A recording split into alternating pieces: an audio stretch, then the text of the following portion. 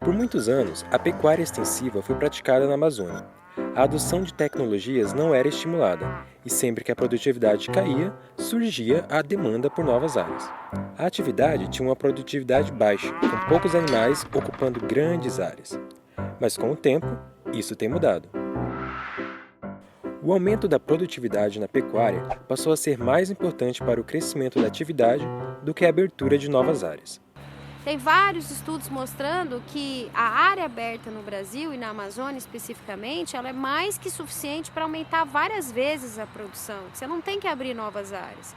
Você precisa sim, nessas áreas que já são abertas, usar de novas tecnologias e usar de tecnologias que já existem. O Código Florestal, aprovado em 2012, manteve os 80% de reserva legal para todas as propriedades com florestas localizadas no bioma da Amazônia Legal. Em menos de 30 anos, a lógica no bioma mudou de ocupação para conservação. E isso é um desafio para os nossos produtores rurais.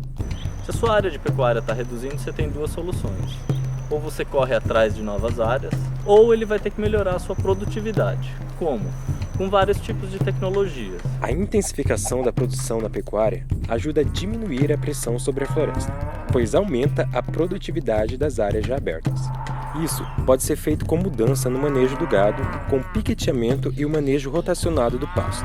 Assim, o gado aproveita melhor as áreas de pasto disponíveis e ganha peso mais rápido. Isso, associado à reforma de pastagem, ajuda na recuperação do solo e aumenta significativamente a produtividade de carne por área, contribuindo para uma diminuição no tempo de abate. O que está na cabeça da maioria dos produtores é só ir desmatando e jogando capim. Ele faz 4 cercas, um quadrado, e ali dentro aquele gado vai viver a vida inteira ali dentro. É o que acontecia comigo. Seu Zé é um pequeno produtor de leite do estado do Acre. Ele fez uma parceria com um técnico da Secretaria de Agricultura para intensificar a produção. E de princípio eu não acreditava nisso, não. Mas com calma e com jeito nós conseguimos fazer essas mesmas vacas de 3 litros de leite passar para 6, 5,5, 6. É o que eu tenho hoje no curral. Eu tenho 26 vacas no curral ordenhando. Eu tirei hoje 140 litros de leite. Eu atingindo ali 100 litros de leite dia. Você imagina se eu conseguir colocar aquelas 16 hectares com a mesma produção dessa uma do projeto que eu tenho, o que eu quero mais de mexer nessa mata? O que entrou na minha cabeça hoje é isso. Não é o tamanho da propriedade que vai fazer a produção. O que vai fazer a produção para mim é a qualidade do meu trabalho. A partir do momento que o produtor começar a fazer as anotações zootécnicas e econômicas, eu acredito que aí sim ele vai conseguir enxergar quais são os problemas na propriedade dele. Mas ele só vai fazer isso se tiver um técnico capacitado, próximo a ele, e ele tiver vontade. A adoção de tecnologias também pode e deve ser feita em propriedades maiores. O Sr. Luiz Augusto vem trabalhando com pecuária intensiva há muitos anos e hoje é um exemplo de produtor que consegue manter sua produtividade alta ano a ano sem partir para a abertura de novas áreas. Eu acredito muito no efeito multiplicador, no efeito demonstrativo. Eu acho natural que o homem procure melhorar. Eu acho instintivo isso. Quem chegou no nível de tecnologia, quem chegou no nível de produção, são normalmente pessoas que buscam conhecimento.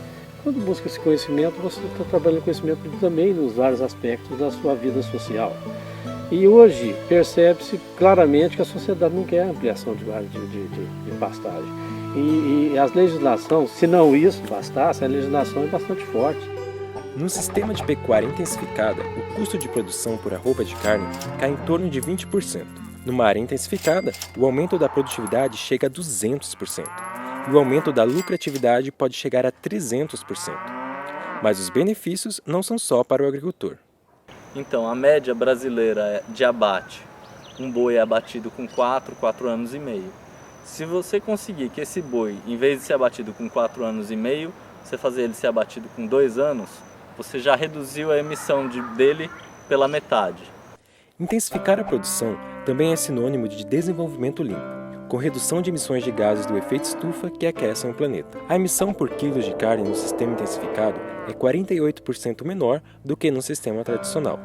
Pois é, cuidar do pasto e da alimentação dos bois torna o animal mais eficiente também sob o ponto de vista das emissões. Um estudo do IPAM focado no Acre mostra que se o rebanho bovino crescer a uma taxa de 2,2% ao ano e nada for feito em termos de intensificação, o desmatamento para acomodar este gado até 2021 seria de 470 mil hectares. Mas se metade das áreas de pasto do estado adotarem práticas mais intensivas, a produção pode crescer na mesma proporção, só que sem novos desmatamentos. A pecuária é uma atividade muito importante em um mundo que demanda cada vez mais proteína animal. Aliar as emissões evitadas da pecuária bovina à política nacional de clima é um exemplo de relação de ganha-ganha. Mas para mudarmos de vez o cenário de produção na Amazônia, o produtor precisa de ajuda para que suas decisões sejam informadas. Precisa também de acesso à assistência técnica de qualidade, além, é claro, de crédito.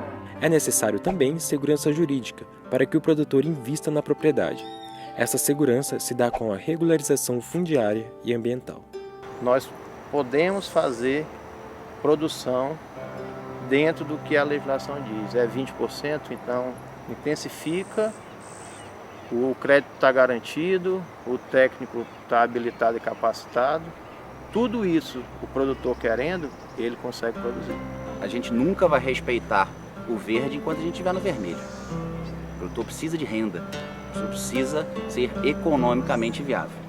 Ganha o produtor porque aumenta a renda, ganha o Brasil e o clima porque a gente consegue cumprir nossas metas, consegue evitar mais emissão de gases e, acima de tudo, ganha a sociedade, que busca por uma melhor qualidade de alimento e por um alimento onde você não tem que fazer nenhuma troca perversa entre mudança climática e um alimento melhor.